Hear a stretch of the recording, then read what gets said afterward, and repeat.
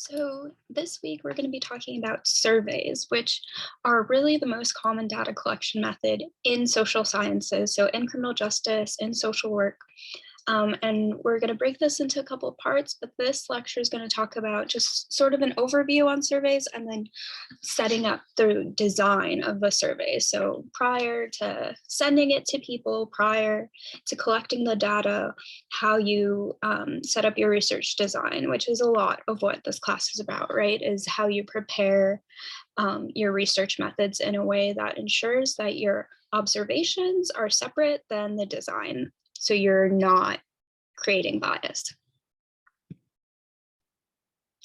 So as we said, we talked about in the first couple of weeks, which is a part and process of each and every type of research method, regardless of the choice. So if it's survey research or content analysis, you need to prior think about your population that you're considering, that you're interested in, find a way to sample it, and also to think about conceptualization and operationalization. What are the themes and constructs that I'm interested in, and how do I measure those things?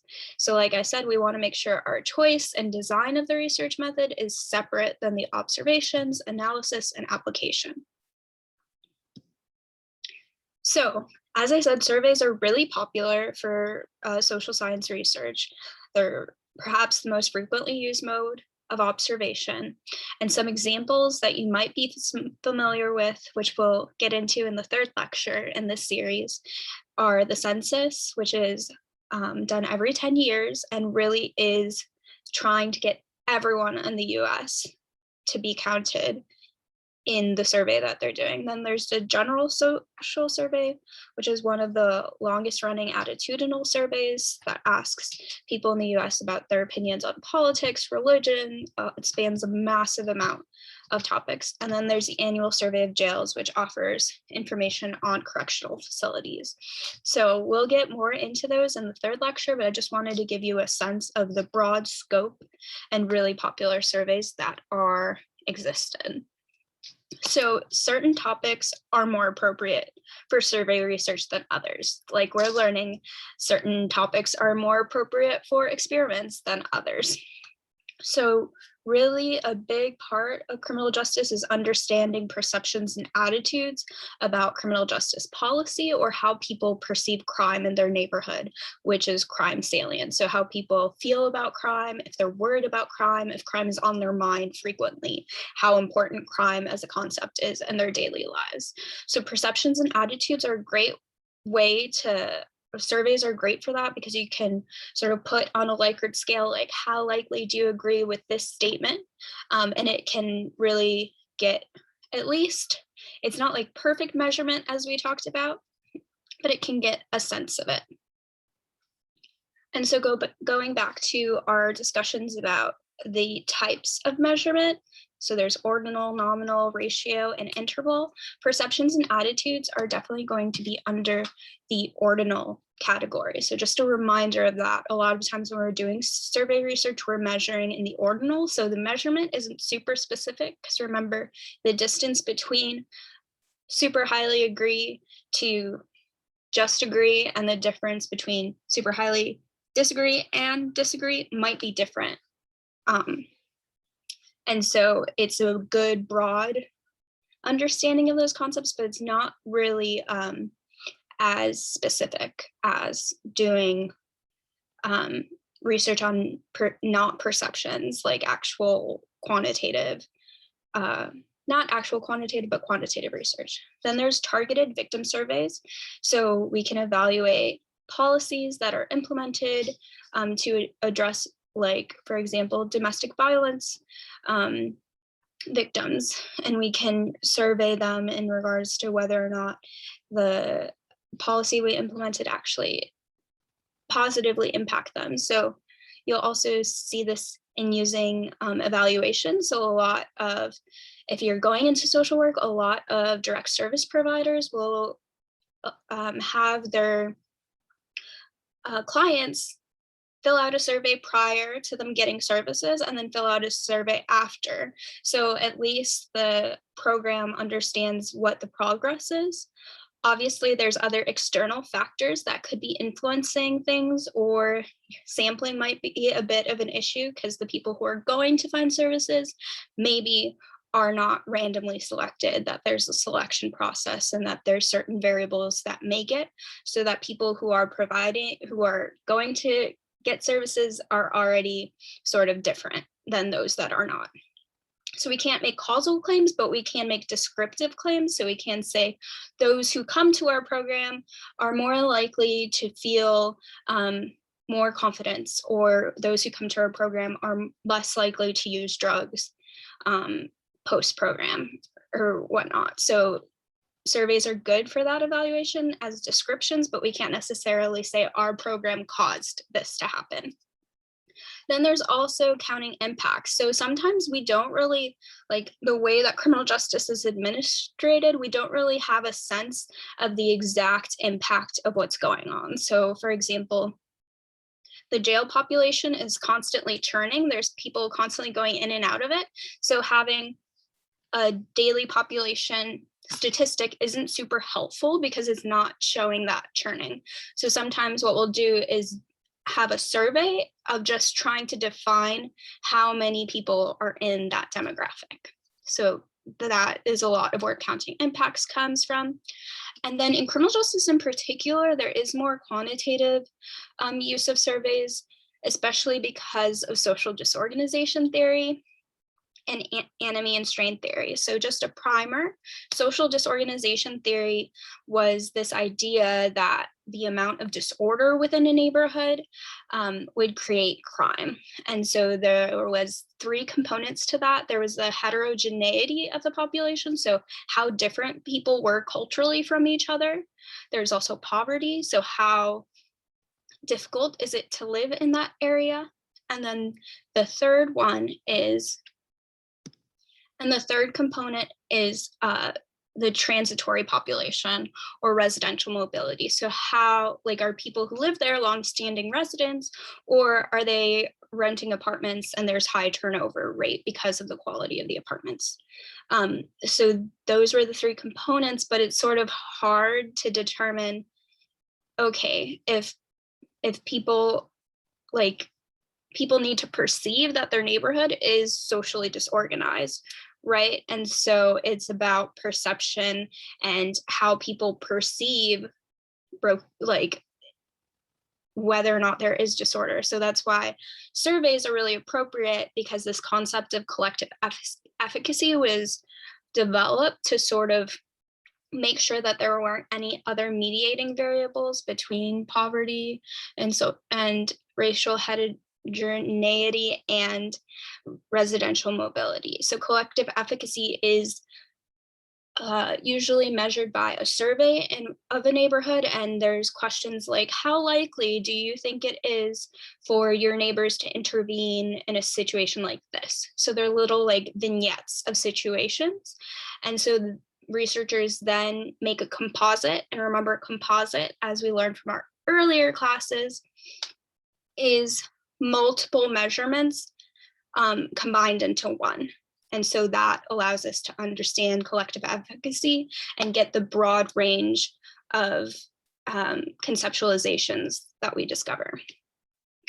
And then I was sort of getting into this. Broken windows also was a big theory, like that if there's visual representation of disorganization, then that would make people think that this area is okay to commit crimes in. And so that perceptive aspect is also asked in surveys. And then the last one is anomie and strain.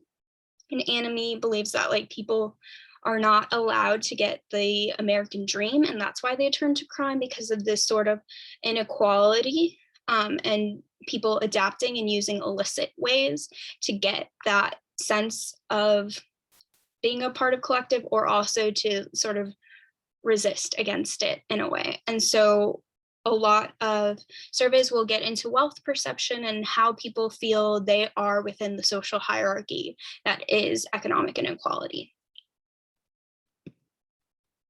So now we're going to move, this was sort of a general sense of what types of surveys are relevant for criminal justice. And now we're going to move into, okay, how do I actually create a survey, right? And the first aspect of creating a survey is asking questions, because that's the base of what a survey is.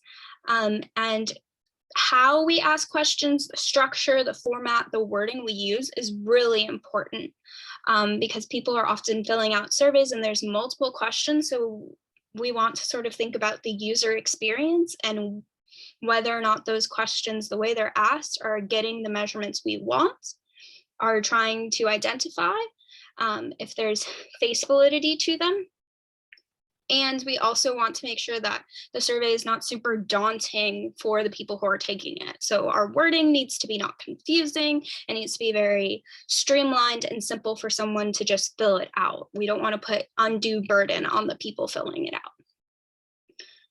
Or else there's sort of trends in which people will fill out the survey in the beginning really well, and then towards the end, they'll just fill out whatever they just comes to mind and not really think through the questions. So it's really important for how we develop these questions and how we structure the survey. So there are a couple of ways to ask questions, and it depends on what your research question is, really. So if you're wanting to do more of a qualitative analysis and not get quantitative measures, you might do more open-ended questions and ask respondents to write like a small paragraph about how crime is in their neighborhood. But that would be more of an exploratory study, because then you'd have to analyze that qualitative data by reading through it as if you were reading through like an interview transcript. So it does create a little bit more work at the back end of the survey. Then there are closed-ended questions, which mean that someone needs to pick from a list of options, right? And so when we're thinking about this, we really need to think about making sure our question is the choices that we provide for the question are exhaustive and mutually exclusive, because we're defining variables. The question is the measurement of a variable and the options are the characteristic of the question. So we want to make sure that we get all the characteristics that are possible and that there aren't multiple characteristics that can be answered in the same way. So an example would be a question like,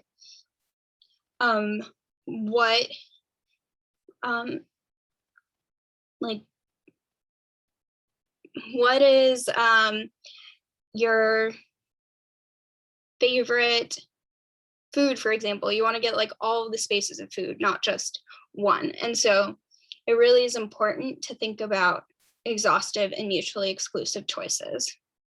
Then there's often, which is very frequently used, questions and statements, and then saying something on a Likert scale. So lots of times in like psychology or social work, the way it will be structured is, I feel that I am lacking motivation sometimes, all the time, frequently. And there's sort of options for the frequency of that, or there could be options of the level of satisfaction or whatnot, but it's sort of like a scale, and it's what I was talking about in being an ordinal variable.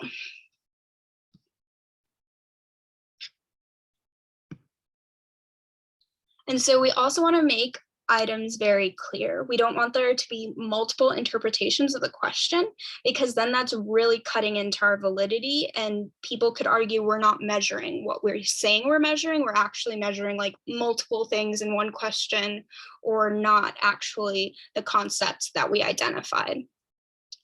And short items are best because respondents like to answer questions quickly. So you don't want a question that's really going to stump someone or is confusing structurally, because like I said, then that will make the person taking the questionnaire feel less incentive to be honest and not just get through the survey. And you want to avoid negative items. So usually we try to make sure that when we're saying a statement, it's in a positive space and not in like the attitude of positive, but you're not saying like, I do not like XYZ. Instead, you're saying, I do like XYZ. So because sometimes people get confused, especially with like double negatives, if it means that the statement is affirming itself or not. And then you want to avoid bias items and terms. So sometimes we might use language in different, like we might have the same question but worded differently. And we might pre-test that. So we might ask people to fill out a survey prior to the real survey so we can see if any of the wording of it actually makes people more likely to answer in a specific way. And this is really important when we're doing like politics or religion or like contentious issues. We really want to make sure that the wording of it is getting to exactly what we want and not creating like a political reaction or like a visceral reaction for people doing the survey. And then designing self-report items. We'll get more into this, but there's a lot of computer-assisted interviewing techniques that can really help because people's memory lapses. So if we're asking them to think about their behavior or events that happened to them in the past, sometimes that is really difficult for people. So we might provide them with a calendar or provide them with some type of support that allows them to get through that process. So that's just creating questions, and it's really a broad tips, but you really also need to think through, like we've talked about in the first couple of weeks, the conceptualization and operationalization, and if the questions you're asking are actually measuring what you're intending. But then there's also just the questionnaire structure, like what does it look like when people get it? How long do people perceive it is? Is it online versus whatnot? Is it structured where here's directions for this section, and then you move on to the next section? And so it's really important that these things be laid out in a way that feels uncluttered, feels easy for the survey taker to move through. And then there's also things we need to think about, like contingency questions. So there might be a question we want to ask, but only to certain people who say yes to a prior question.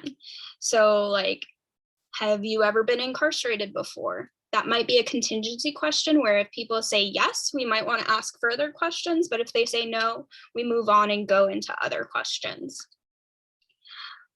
And then there's matrix questions where, and you'll often see this in Likert scale or frequency questions of when our characteristics of the variable are ordinal. So we'll have like, here's the directions for this. Think about how frequently you do these actions. And then there will be a list of actions, and all of the responses that are available are the same. So it would be a scale of very frequently to never. And so that scale would reappear for each of the behaviors we're trying to measure the frequency for. So that's a matrix question because it looks visually like more approachable because all the answers are the same and you're just thinking through the questions and knowing that the answers the options for answers are the same consistently, so people can move through it more quickly. All right. Part of structure is also ordering the questions, and ordering questions might affect the answers given. So you might want to do some pre-testing, like I mentioned before, where you do a draft of your survey and sort of test it on a smaller sample and see if the ordering in which you did it makes it so that people are more likely to say yes or no, or to give specific answers.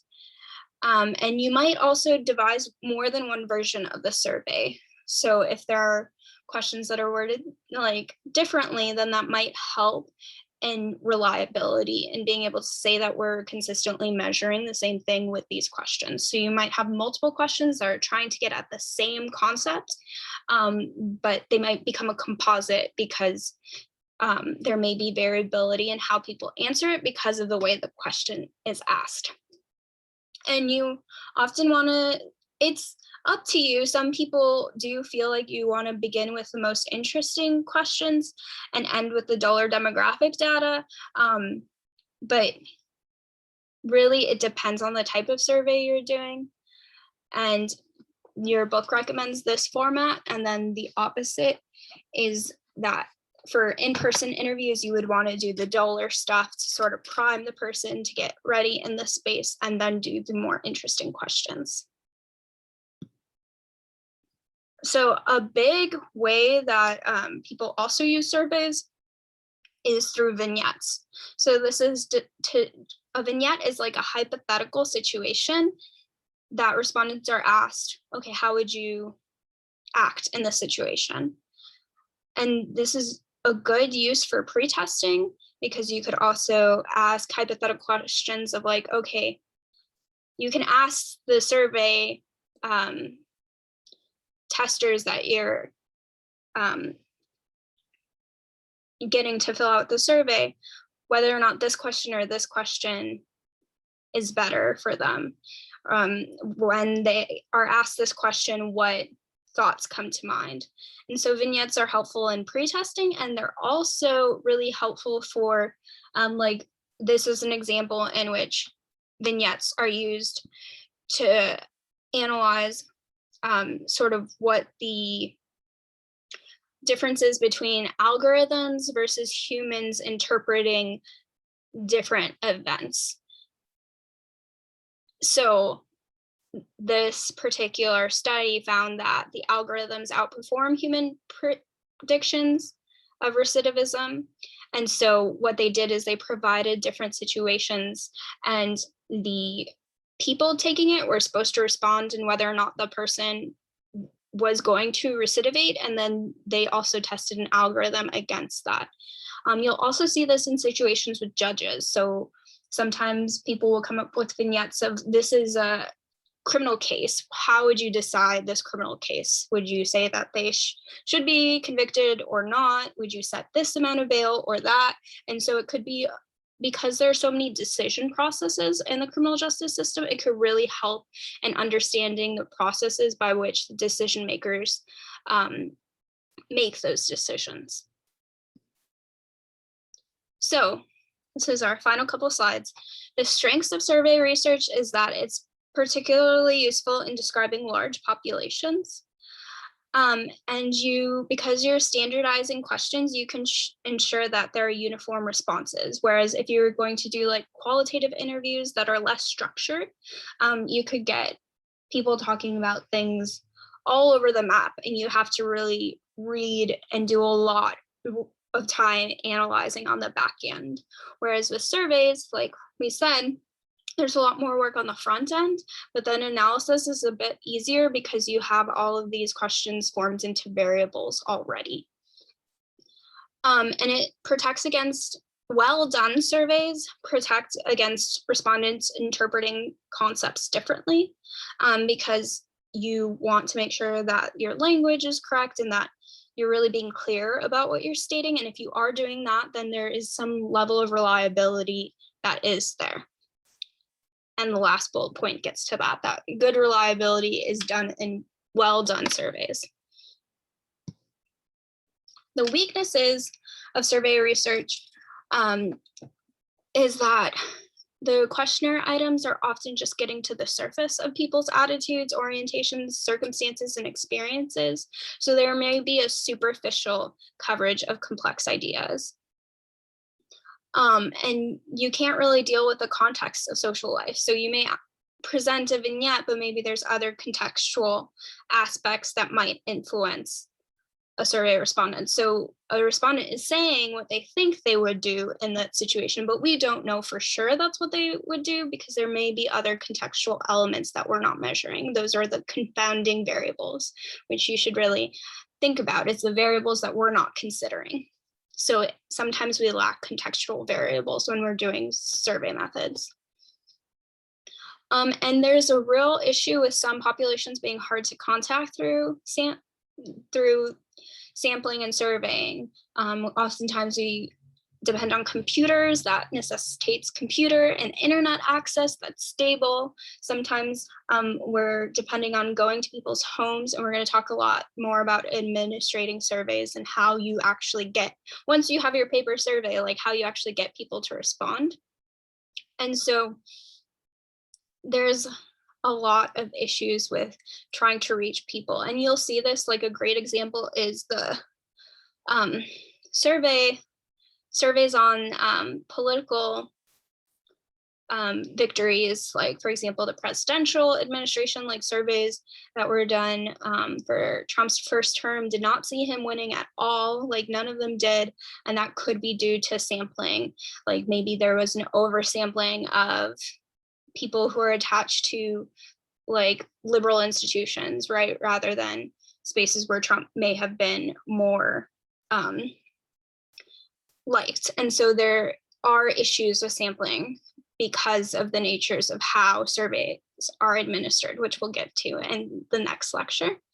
And then validity can be low to the constructed nature. So because it's like not like we're doing this in the real world, it's very, here, think about this as you sit down in your armchair. It's not actually seeing people in the scenarios in which they would process. So it's a bit